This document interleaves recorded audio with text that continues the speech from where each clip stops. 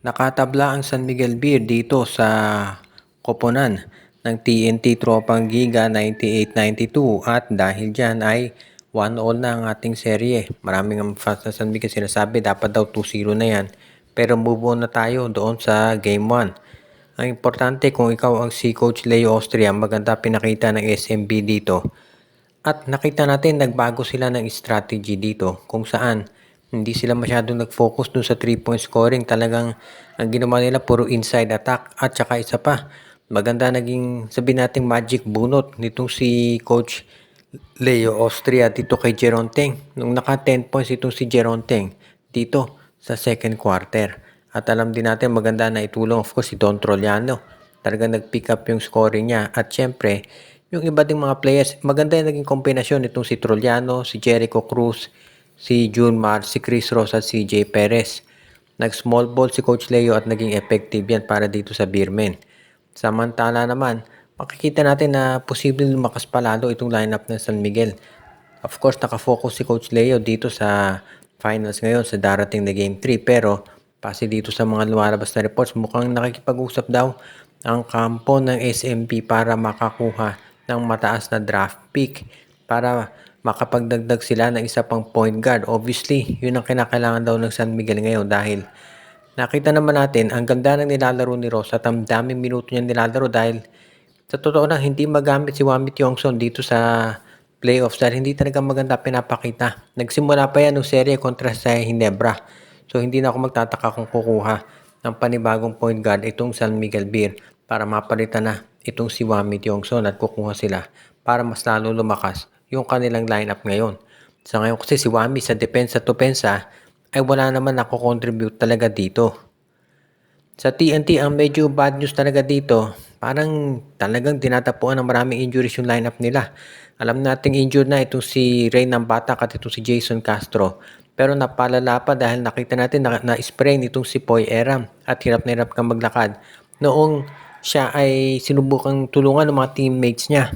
I-evaluate pa si Poy Eram pero mukhang matindi yung sprain na tumama dito at hindi pa natin natitiyak kung makapaglalaro ito sa Game 3. Since 1 day lang yung pahinga mula sa Game 2 at Game 3, sa tingin ko mukhang malabo na makapaglaro ito si Poy Eram.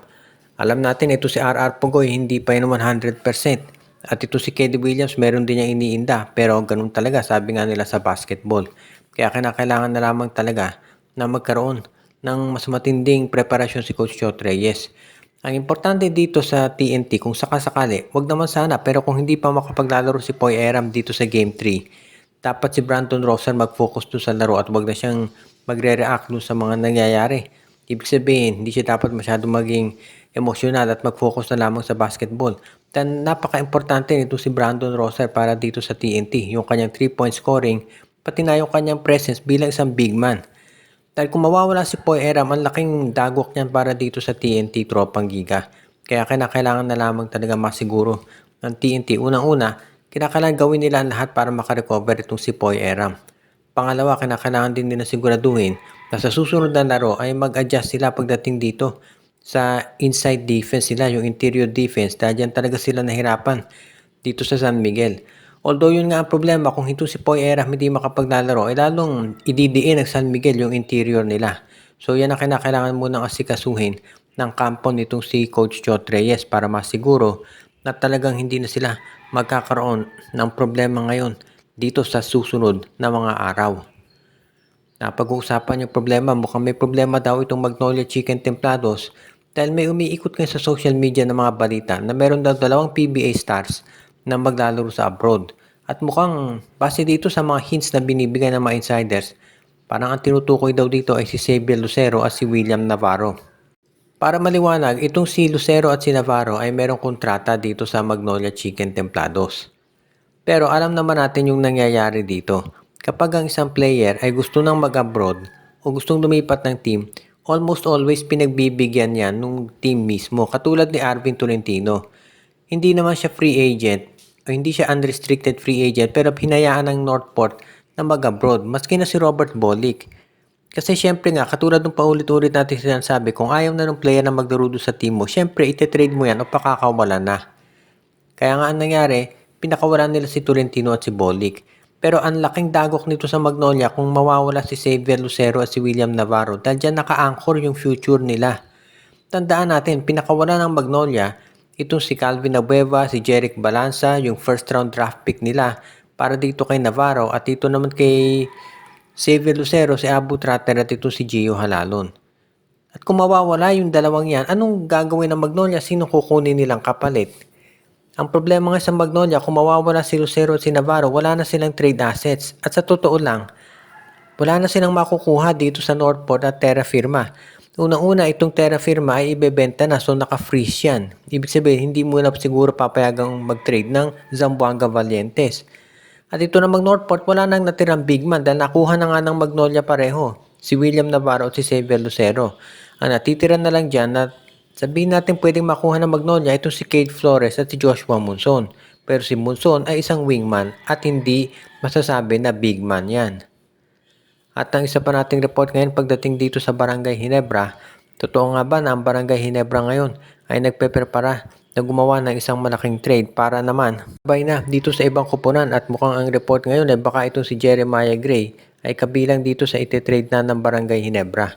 Kung sa bagay, hindi na siguro kayo magugulat kung itong si Jeremiah Gray ay bibitawan na ng Gene Kings dahil sobrang tagal na nito na katulad ni Luis Villegas ng ROS, ang tagal na doon sa lineup pero walang nako-contribute dahil nga laging injured. So hindi na ako magtataka kung yan talaga ay bibitawan na nitong Barangay Ginebra.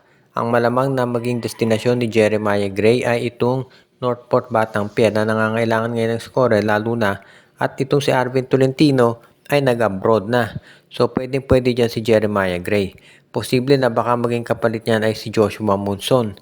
Isa lamang yan dito sa mga posibilidad na mangyari dahil alam naman natin na ito si Joshua Monson ay isa doon sa mga top players ng PBA ngayon. Kaya sigurado na magiging sabihin na nating interesting ang kalalabasin nito kung sakasakali na i-trade nga nila itong si Joshua Monson at itong si Jeremiah Gray ang kapalit. Alam natin ang Barangay Ginebra ay nagpe-prepara talaga pagdating dito sa susunod na season. Pagdating to sa import conferences, alam natin si Justin Brownlee pa rin yan. Pero dito sa Philippine Cup, maraming pagbabago na pwedeng magawa itong Barangay Ginebra para yung lineup nila ay maging sabihin na nating as reliable pagdating ng Philippine Cup. Alam naman natin yan ang weakness talaga ng Ginebra. So kailangan talaga nilang gumawa ng paraan para makuha yung kanilang inaasam talaga ng mga players. Alam natin na si Joshua Monson, isa doon sa mga gusto ng Ginebra. At kung ite-trade nila si Jeremiah Gray, baka makuha na talaga yan itong si Coach Tim Cone at magkaroon sila ng sabihin natin matindi na improvement dito sa kanilang roster. Binabati muna natin ang ating mga taga-subaybay na sila RG Bueno at Dalina family, si Joshua Giray Espejo at Rosales family, si Anthony Alon, Michael D, Ireneo Salangsang, Enju, Dexter Domer, Malyari Mascareñas, Dalmacio de Guzman, pati na rin si Katsakino Dukusin at ang iba pa.